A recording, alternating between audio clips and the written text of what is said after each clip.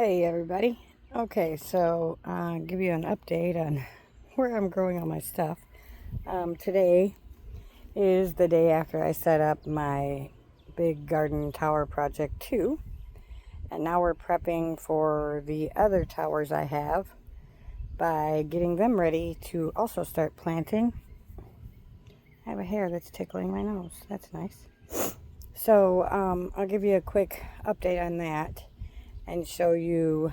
I told you I was going to be growing in the neighbor's yard this year. And since it's still dry and we don't have any rain, gotta utilize our time as best as we can. So let's flip you around and show you. This is the neighbor's yard. There's my water barrel up there. These two buckets here by the terrible looking garden gnome. He's really shabby, but he made it through the winter, so that's good. These two buckets anyways just have some soil in it from last year. This little guy down here has a strawberry from last year. We're going to wait and see if he comes up. We have over here, oh, now I'm standing in the sun.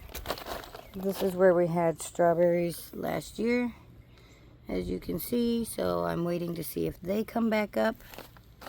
And then over here, this guy had strawberries in it, and I'm not sure if they're coming back or not. So we're going to leave these guys alone for now and wait and see what they do.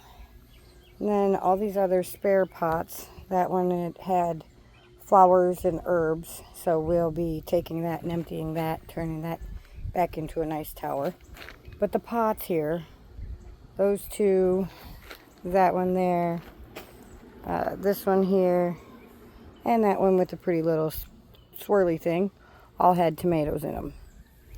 And then I have a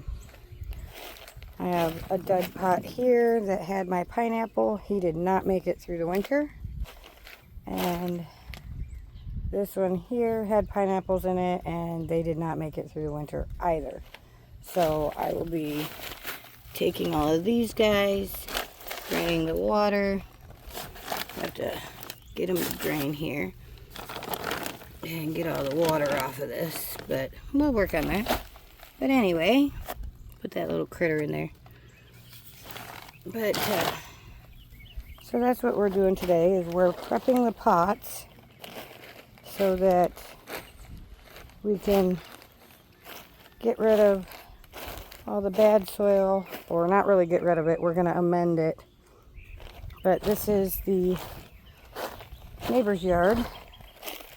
Let's bring you back out here and flip you around. This is the neighbor's yard I'm going to be using.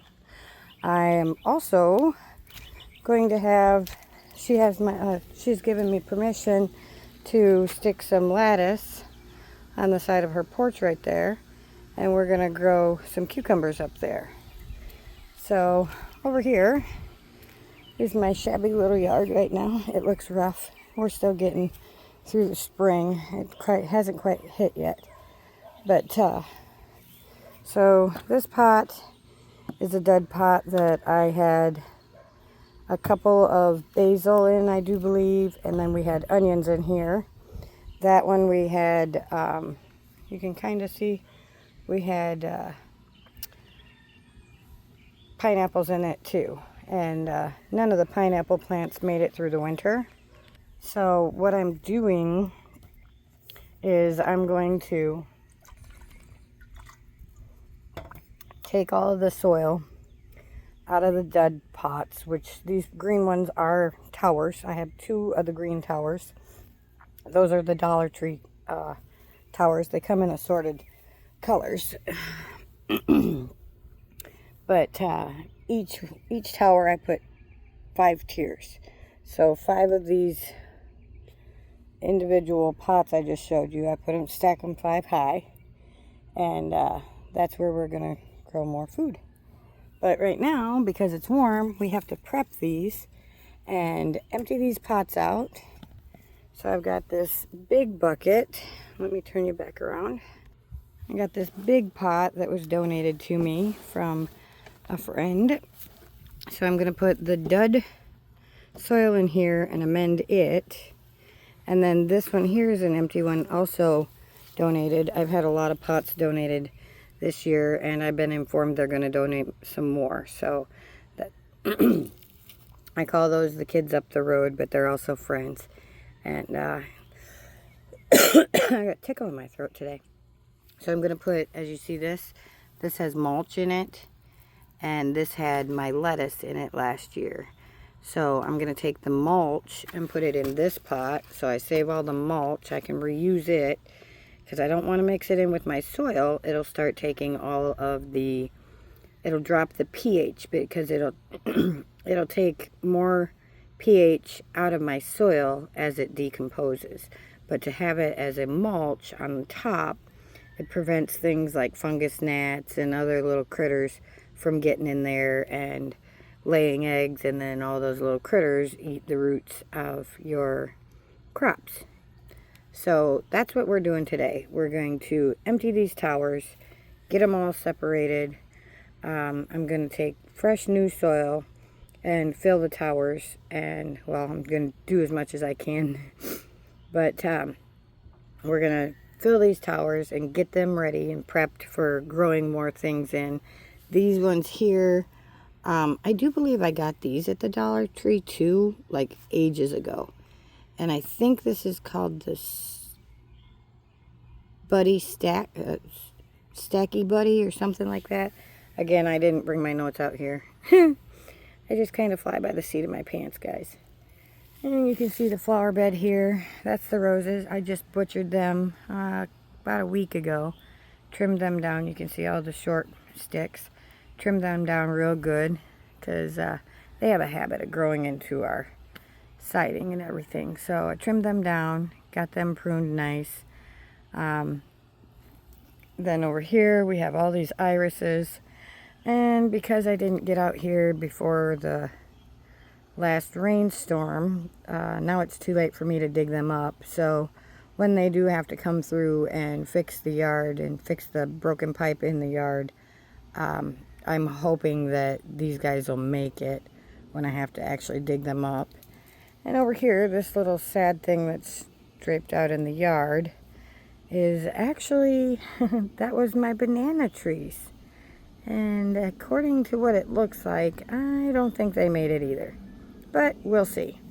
I can, however, use all of the shrub there, the banana tree leaves, because they are dry. They're real dry and crackly and brittly. So I can use those as mulch in my worm compost tower. So that'll be useful. So I do try and recycle and reuse just about anything and everything I can. Now the reason that I have to sort through these tower pots or tiers individually is because I can reuse a lot of this soil and the mulch, but I cannot recycle or till my frozen onions into the soil to amend it, because onions are actually an acid, and you cannot compost those in a worm compost like what I'm doing. I don't have a hot compost right now, which is one that you can put onions and other things like that. You can even put, there goes the neighbor. Everybody waves. I'm on the corner, so we live on the corner. It's actually a T, but I'm at the end of the T. So everybody waves and we wave here. But yeah, I don't have a hot compost, because a hot compost that you don't actually have worms in, you can put your onions in, you can put a lot more of your citrus fruits and things like that. You can also put meats and bones. In a worm compost, you cannot put meats or worm bones.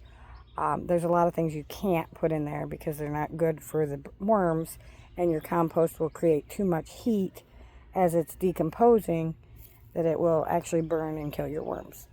So there are two different kinds of compost. And if you want more information on the worm compost, make sure that you hit that subscribe button, because here in the near future, when I get my worms, then I will go over the worm composting with you and show you that. But for now, I just figured I'd jump on, show you kind of what I'm doing. I'm getting everything rearranged and situated, and then we're going to get started in the planning. So give me a thumbs up if you like this video, if you felt like it was useful and informational, and we'll see you on the next video. Until then, you have a blessed day, and we'll see you then. Ciao now.